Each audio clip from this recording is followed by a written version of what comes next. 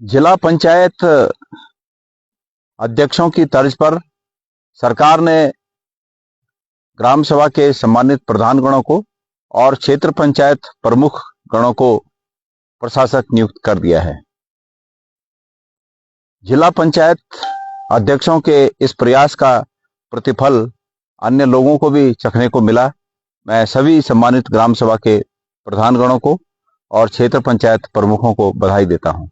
गढ़वाल में कहावत है कि औदा भागल कौल पा क्या और दूधी दाना सभी चा क्या। तो जिला पंचायत अध्यक्ष जो प्रयास करे, ये प्रयास तो परिणाम ग्राम सभा का प्रधानगणों तय और क्षेत्र पंचायत प्रमुखों तक पहुंचे। ये प्रयास फल एक वास्ता होता है। बहुत बहुत बधाई। और जब तक पार्टी की बात, हमारे कांग्रेस पार्टी की बात है, हम महसूस करें कि एक राज्य में दो नियम नहीं हो सकते, एक राज्य में दो नियम नहीं हो सकते हैं। इसलिए हमने ये कहा कि जिस तर्ज पर, जिस कानून के तहत, जिस नियम के तहत जिला पंचायत के निवर्तमान अध्यक्षों को कार्यभार सौंपा गया है प्रशासक का, उसी के तहत ग्राम सभा के प्रधानों को और क्षेत्र पंचायत के प्रमुखों को भी कार्यभार सौंपा जाना चाहिए। मैं सरकार से ये मांग भी करता हूं कि अभी निकायों में कोई ऐसी सूचना नहीं आई कि सरकार का चुनाव कराने का मंतव्य कब तक है। अगर सरकार निकायों में चुनाव को टाल रही है तो निकायों के अध्यक्षों को इससे क्यों वंचित रखा जाए।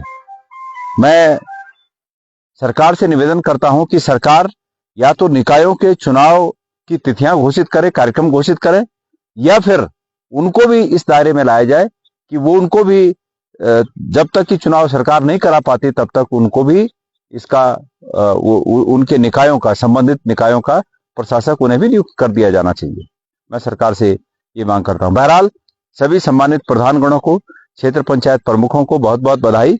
और मैं उम्मीद करता हूं कि उनकी निष्ठा प्रथम दृष्टया पहले तौर पे किसी पार्टी के प्रति न होकर उस संबंधित पंचायत के, चाहे वो ग्राम पंचायत है चाहे वो क्षेत्र पंचायत है, उसके मतदाताओं के प्रति उनकी निष्ठा होगी।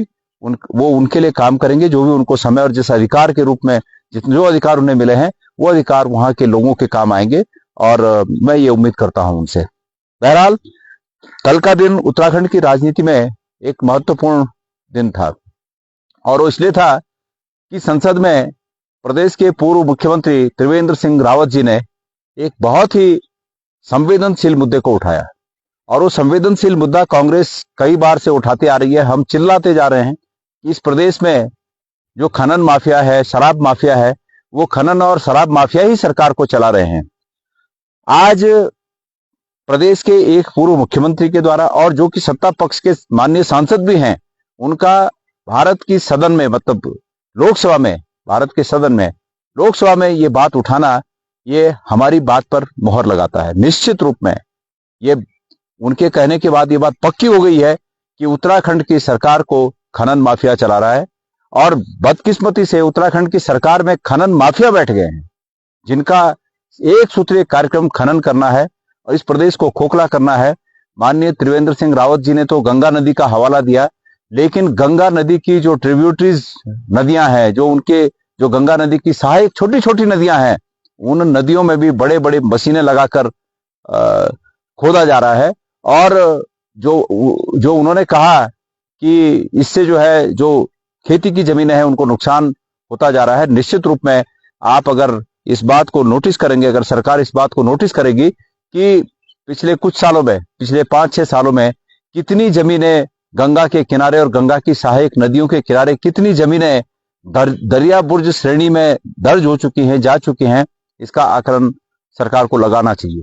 तो कल ये बहुत महत्वपूर्ण दिन था। मैं त्रिवेंद्र रावत जी को साधुवाद देता हूं इस रूप में कि उन्होंने प्रदेश की एक ज्वलंत मुद्दे को और सरकार के कार्यक्रम को, जो खनन के प्रति सरकार का एक सूत्री कार्यक्रम है, उसको भारत की संसद में, भारत की लोकसभा में उठाने का काम किया। इसके लिए वो साधुवाद के पात्र हैं। और उम्मीद करता हूं कि उत्तराखंड की सरकार और केंद्र की सरकार, खास करके केंद्र की सरकार, मोदी जी की सरकार, उत्तराखंड के इस ज्वलंत मुद्दे को, उसकी ग्राह्यता को ग्रहण करके यहाँ की सरकार को निर्देश देगी और यहाँ की सरकार भी कुछ जागेगी।